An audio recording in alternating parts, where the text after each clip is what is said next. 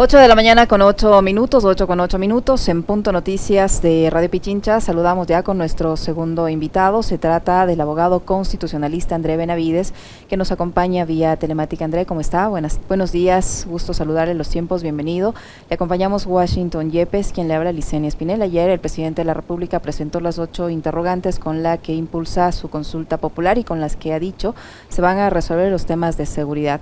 La primera pregunta, y yo le consulto, André, ¿es constitucional o no la pregunta que apunta a que las Fuerzas Armadas puedan colaborar con la Policía Nacional en el control de la seguridad? Es decir, que los militares puedan salir a las calles a ayudar a la policía a combatir el crimen organizado.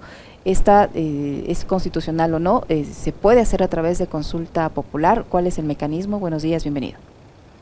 Buenos días, muchas gracias por la invitación. Cordial saludo, Licenia, Washington, y para todos los ciudadanos que nos escuchan a través de Radio Pichincha.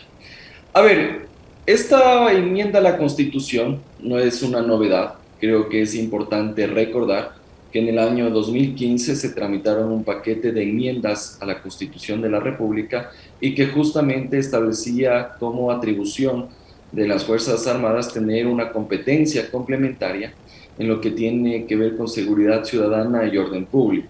En su momento, la Corte Constitucional nos indicó que la vía justamente esa era la de enmienda a la Constitución, y bajo el mismo contexto entenderíamos que la Corte Constitucional, si es que quisiera respetar sus precedentes, debería dar la viabilidad a aquello. Ahora, ¿cuál es el problema que tenemos? Que la nueva Corte Constitucional, así también la Corte Interamericana de Derechos Humanos, en varios de sus fallos, ha indicado y ha sido reiterativa en el sentido de que las Fuerzas Armadas solo tendrían competencia en lo que tiene que ver con la protección de la soberanía territorial, más no con temas inherentes a seguridad ciudadana, que es una competencia, una atribución privativa de la Policía Nacional. En todo caso, yo creo que la Corte Constitucional tendría las dos opciones, pero si se decanta más por hacer respetar sus sentencias, daría en este caso la viabilidad, pero si recula tomando en cuenta la aplicación de la Comisión Americana de Derechos Humanos y evidentemente los fallos de la Corte Interamericana, podría caerse esa pregunta. Esta primera pregunta coincide con lo que se argumenta en el anexo, o por allí no hay algo que pueda luego cambiar el verdadero significado de esta interrogante. Yo creo que más allá de la propuesta como tal, y es importante decir que se presentaron 417 páginas de fundamentación. Más allá de que te hayas mandado un tratado de derecho constitucional o de reforma constitucional, creo que cuando una pregunta o una reforma es lo suficientemente clara, por obvias razones va a pasar el filtro de la Corte Constitucional. Y en ese caso, si lo miramos en blanco y negro, en las condiciones como ha sido planteada la pregunta, yo creo que podría eventualmente caerse ese texto, esa enmienda a la Constitución, en la Corte Constitucional. Pero no resulta, André, una pregunta inducida, porque en el fondo es eso, el gobierno que pretende recuperar imagen a través de la consulta.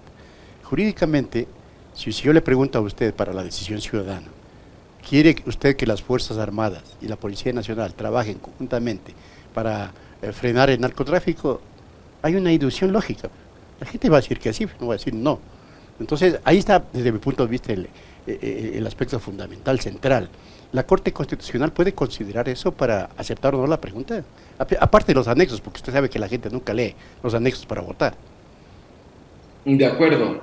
Yo creo que también el razonamiento político es necesario en esta consulta popular, más allá de las opiniones o criterios jurídicos que podríamos tener al respecto.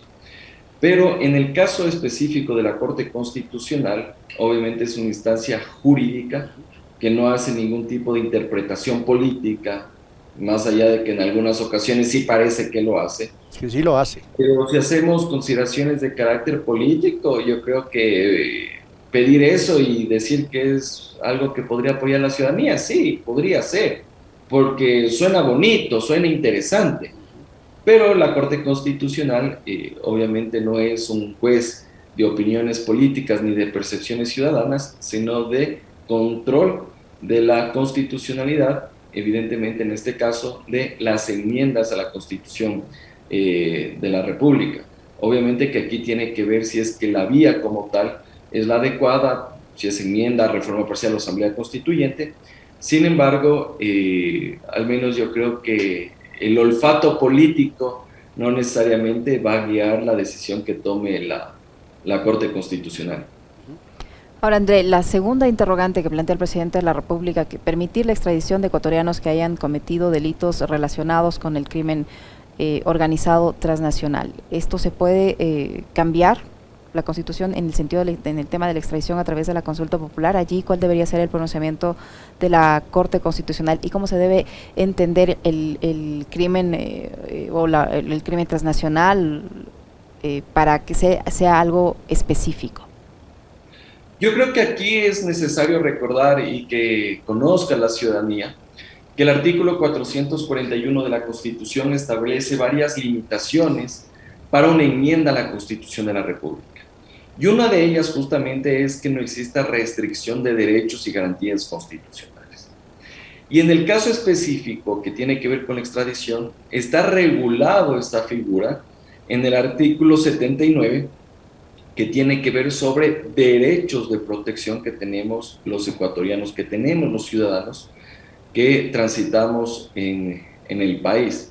En ese sentido, yo pensaría que esta pregunta, por más que uno puede estar de acuerdo que los narcotraficantes sean extraditados y sean juzgados en Estados Unidos, en cortes de Nueva York, etcétera, etcétera, tenemos esa limitación y obviamente que al ser regresivo de derechos podría caerse en la Corte Constitucional, porque la vía para modificar aquello ni siquiera sería la de reforma parcial de la Constitución, sino la de asamblea constituyente. Que tenemos que ser duros con la delincuencia, con la organización criminal, con el narcotráfico, sí, de acuerdo, pero tenemos estas limitaciones constitucionales que a todas luces nos dan cuenta de que no podría ser viable, y lo más seguro que la Corte Constitucional se va a caer, por dos razones fundamentales. La primera es la regresión de derechos, y lo segundo, existe un trato, llamémoslo así, discriminatorio. Puede resultar, puede sonar feo, que se diga, ¿por qué a los narcotraficantes sí y por qué a los violadores no?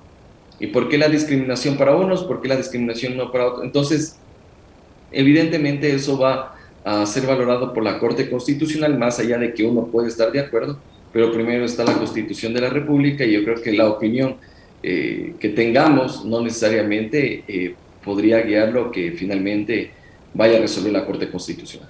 Ahora, es evidente que en todo entra en juego la parte política, y la consulta popular es política, doctor Benavides. Esto no tiene lugar a dudas. No creo que usted dude, ni yo lo dudo, ni los ecuatorianos lo dudamos. Pero también no le parece esto que esta pregunta también es inducida. ¿Quién va a decir no a la extradición de gente vinculada con el crimen organizado? Ahora, ¿qué tipo de personas podría ser vinculada al crimen organizado? Porque también se puede prestar esta consulta para persecución política, porque se acusa a un montón de gente de corrupto, de haber, ¿no es cierto?, desfalcado al Estado, etcétera, y claro, sería sujeto de extradición. Todo esto, ¿cómo debe configurar entonces en un momento dado el comportamiento ciudadano? Y yo le hago esta pregunta siempre pensando en el tema político, porque la consulta es política, a pesar que usted evidentemente es un experto constitucionalista. De acuerdo, estimado Washington, y obviamente que una consulta popular que tenga como consecuencia una enmienda a la Constitución de la República, texto jurídico que tiene necesariamente un fundamento político, es claro que va a tener algún tipo de incidencia en la opinión ciudadana, intereses de carácter político, intereses de carácter partidista. ¿Que eso va a ocurrir? De acuerdo. La cuestión aquí fundamental es lo que pueda pasar en la Corte Constitucional, porque este filtro, como me ratifico, más allá de la opinión política o que sean preguntas gancho o que uno esté de acuerdo, va a tener este tipo de control por parte de la magistratura y obviamente se va a caer. Ahora, que a mí me parece un error del Ejecutivo plantear esta pregunta, porque está en juego una cuestión fundamental, que el momento que tú presentas esta propuesta, si te cae en la Corte Constitucional, te van a decir, oye, ni siquiera sabes cómo redactar una enmienda a la Constitución, al menos revise el 441 de la Constitución, te van a decir.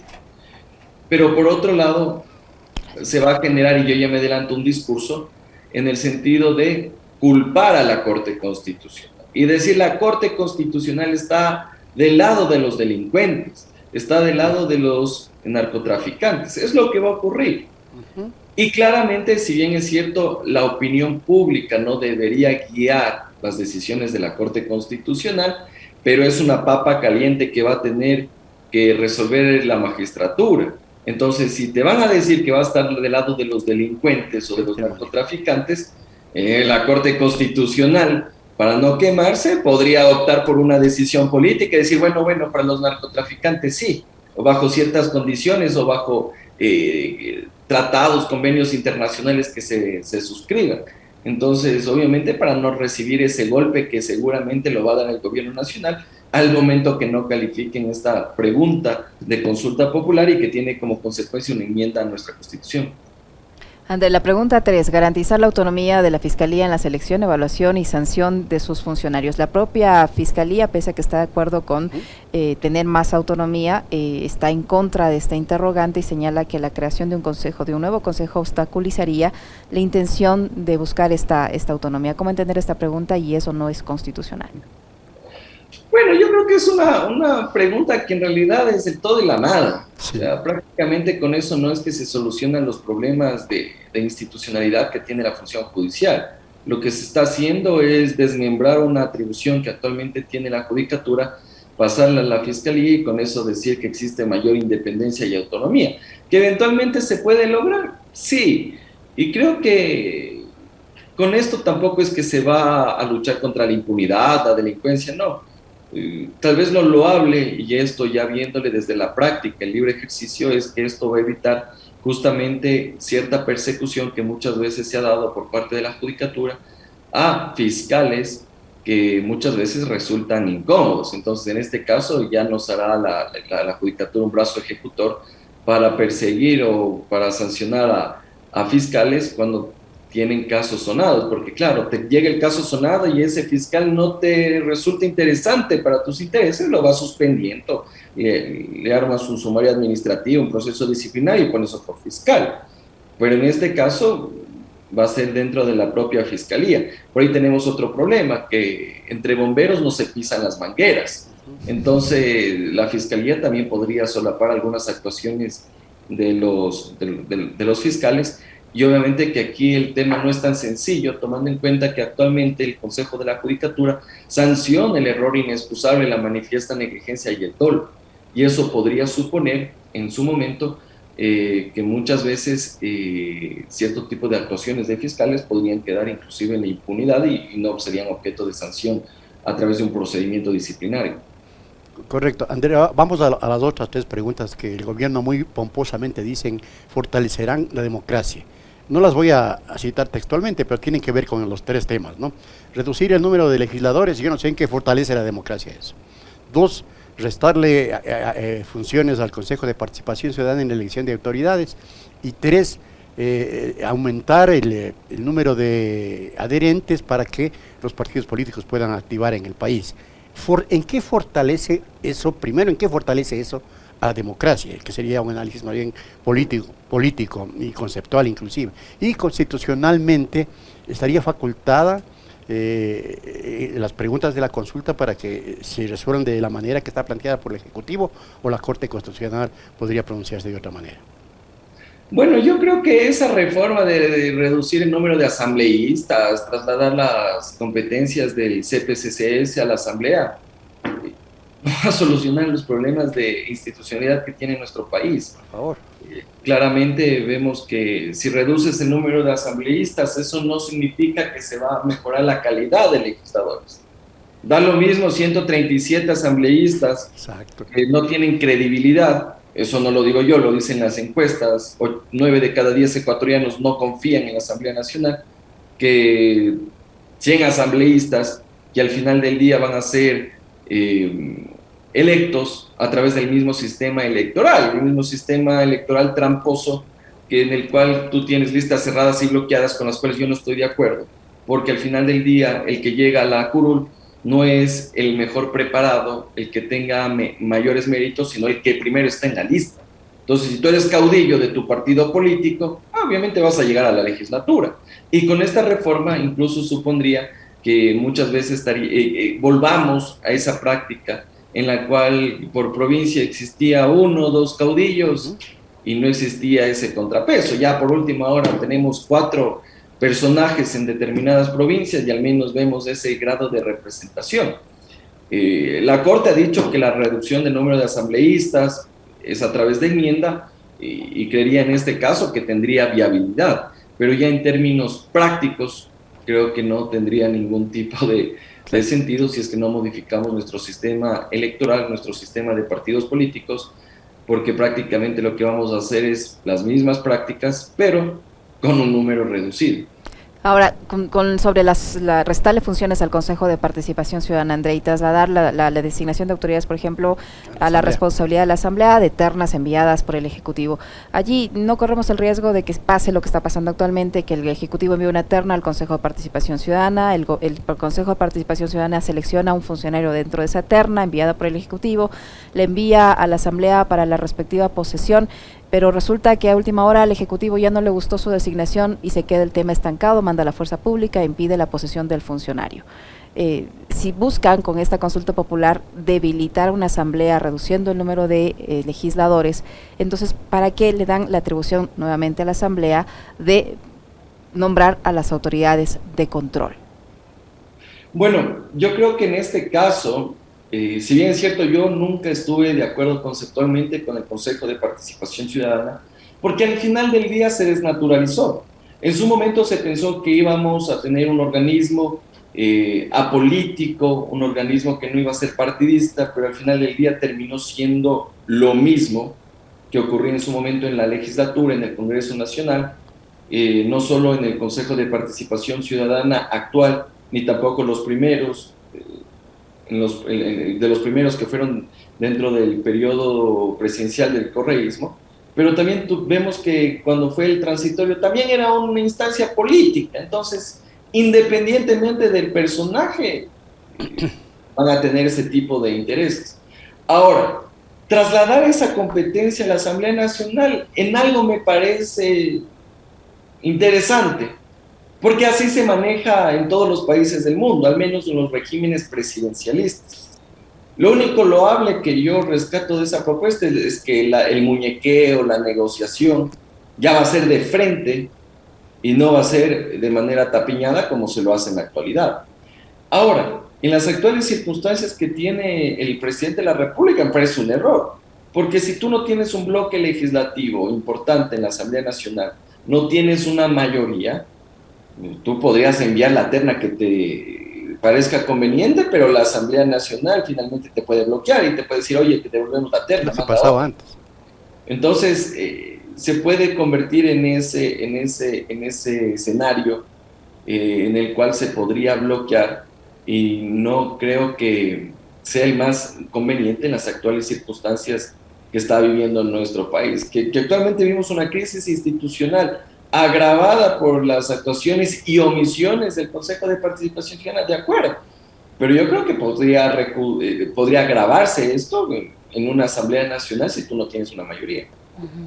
Ahora, la Corte Constitucional en estas dos inquietudes, tanto en la reducción del número de legisladores como en el cambio de funciones del Consejo de Participación Ciudadana, ¿cuál debería ser el pronunciamiento de la Corte Constitucional? ¿Debe dar paso o no a estas dos interrogantes? Bueno, la Corte Constitucional en su momento ya se ha pronunciado y nos ha dicho que la reducción de números de asambleístas es enmienda. El traslado de competencias del CPCCS a la Asamblea Nacional igual es enmienda. Por lo tanto, veríamos que es totalmente viable. Es viable, ¿no? Y claro, como la gente no puede verle a la Asamblea porque tiene un apoyo del 6%, va a decir sí, menos legisladores, y sí, el Consejo de Participación Ciudadana no debe elegir a las autoridades porque no ha electo durante tanto tiempo y está cooptado por el Ejecutivo. Entonces, el plan es perfecto desde mi punto de vista. Totalmente de acuerdo. Y eso sumémosle al desprestigio que tiene la Asamblea Nacional. Incluso dándole como estrategia al presidente de la República. Yo creo que si el presidente unas 2 o 3 semanas antes de la consulta popular disuelve la Asamblea Nacional, créame que esa consulta popular la puede estar ganando tranquilamente. Pero yo no sé si es que el presidente tenga al menos esa decisión, porque en su momento lo intentó, o al menos los primeros meses de gobierno, pero al final del día, por más que tengas una asamblea que te bloquea todo, no lo hace. Entonces, obviamente que eso va a calar en la ciudadanía y más aún con el desprestigio y tomando en cuenta que también el presidente de la República no tiene los mejores números. Y yo no sé si con los actuales números y la confianza que tiene la ciudadanía en su gestión pueda ganar la consulta popular. Yo creo que es un escenario, de hecho, electoral bastante complejo. Y le insisto en esto nada más. ¿En qué fortalece la democracia esto que plantea el presidente Lazo?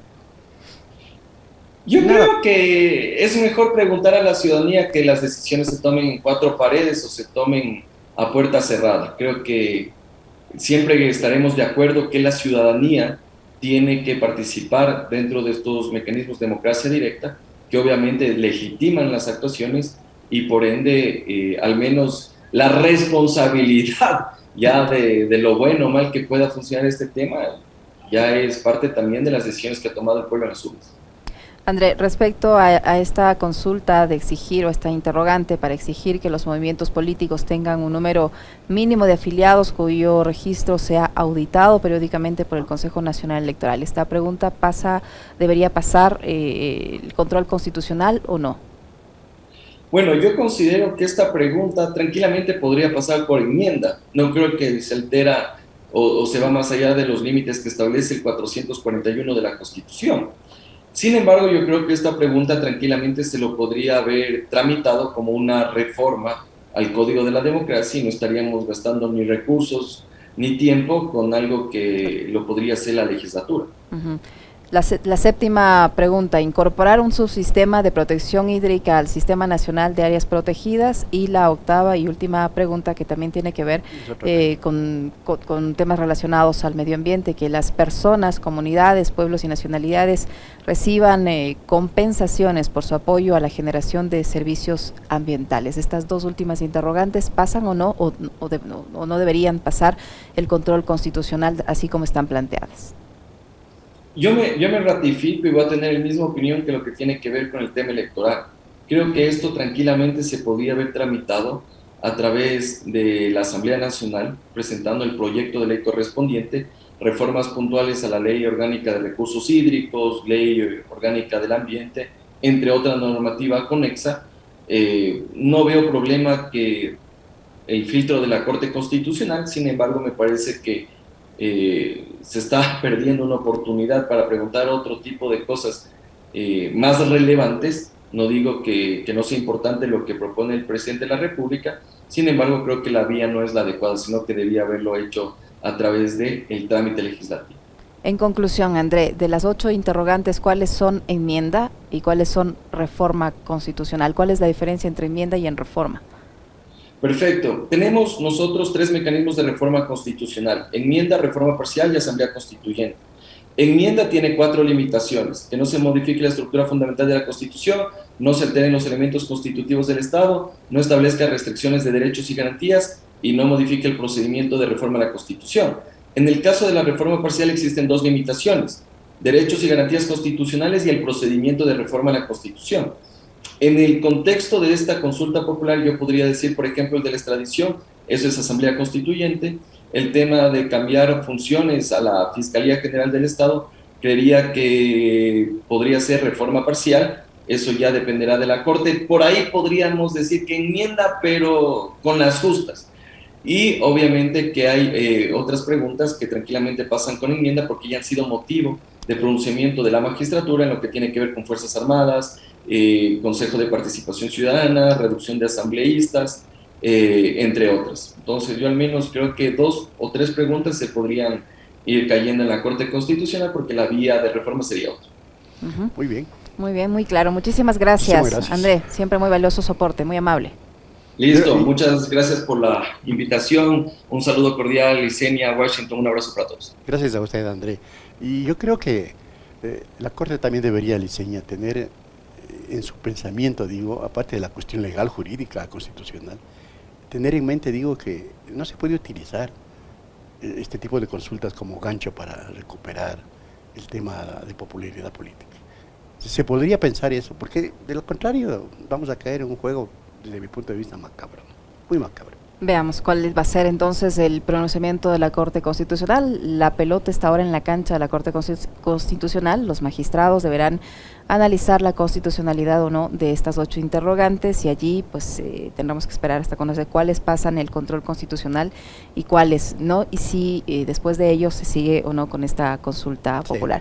8:34, una brevísima pausa. Enseguida regresamos para conversar con las autoridades electorales. En este caso nos acompañará el vocal del Consejo Nacional Electoral, José Cabrera, para hablar precisamente de los preparativos de las elecciones seccionales y también de la posibilidad de llevar a cabo esta consulta popular conjuntamente con esas, sería otra también con esos comicios. Unidos, ¿no? Y claro, veamos.